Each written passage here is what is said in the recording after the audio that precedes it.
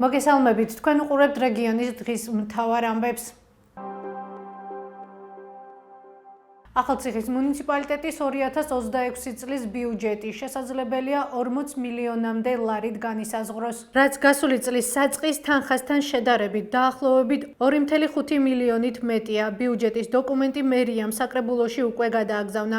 ამ ეტაპზე უცნობია თუ როდის განიხილავენ მუნიციპალიტეტის წლის მთავარ ფინანსურ დოკუმენტს საჯაროდ. ახალციხის საკრებულოს მიერ გამოქვეყნებული დოკუმენტის მიხედვით თითქმის 6 მილიონით მეტი ხელფასზე მოდის. გარდა ამისა, დოკუმენტიდან ირკვევა, რომ ახალციხის მერია საერთაშორისო ორგანიზაციებიდან ფინანსურ მხარდაჭერას აღარ იღებს, რადგან ეს ველი ცარიელია, განსხვავებით წინა წლებისგან.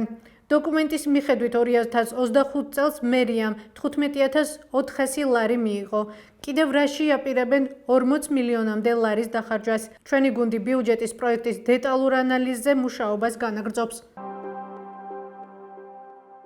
დატოვა ნარჩენები ნაგვის ურნასთან და შესაბამისი სამსახური გაიტანს, ასე პასუხობს ახალციხის მუნიციპალიტეტის მერია მოქალაქეებს, რომლებიც კითხულობენ თუ სად უნდა გაიტანონ გამხმარი ფოთლები, მაშინ როდესაც მათი დაწვა კანონით აკრძალულია და სპეციალისტების შეფასებით ჯანმრთელობისთვის საზიანოა.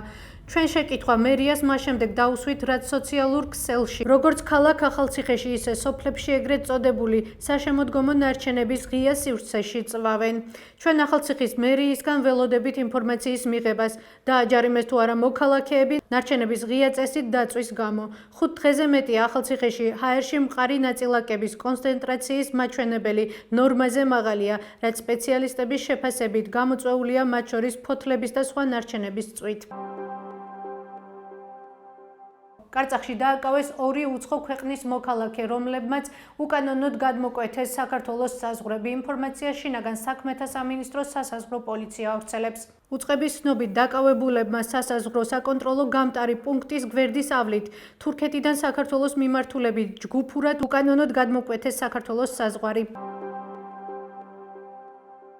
ემიგრაციაში მყოფი საქართველოს მოქალაქეების საზღვარგარეთ არჩევნებში მონაწილეობას ვეღარ მიიღებენ.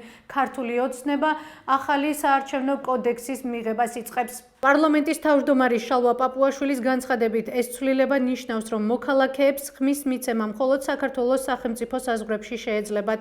პაპუაშვილის განცხადებას საზოგადოების ნაწილის მხრიდან მწვავე კრიტიკა მოჰყვა, ხოლო საკუთრივ პაპუაშვილმა გადაწყვეტილების გამართლების მთავარ არგუმენტად უცხოეთიდან ჩარევისა და ზეწოლის რისკები დაასახელა. მისივე თქმით, არარეზიდენტი მოქალაქეების მიმართ არსებობს ზემოქმედების განსაკუთრებული რისკები, რადგან ისინი უცხო იურისდიქციის გავლენის ქვეშ იმყოფებიან, სადაც სახელმწიფო ჩარევის პრევენციას ვერ ახორციელებს.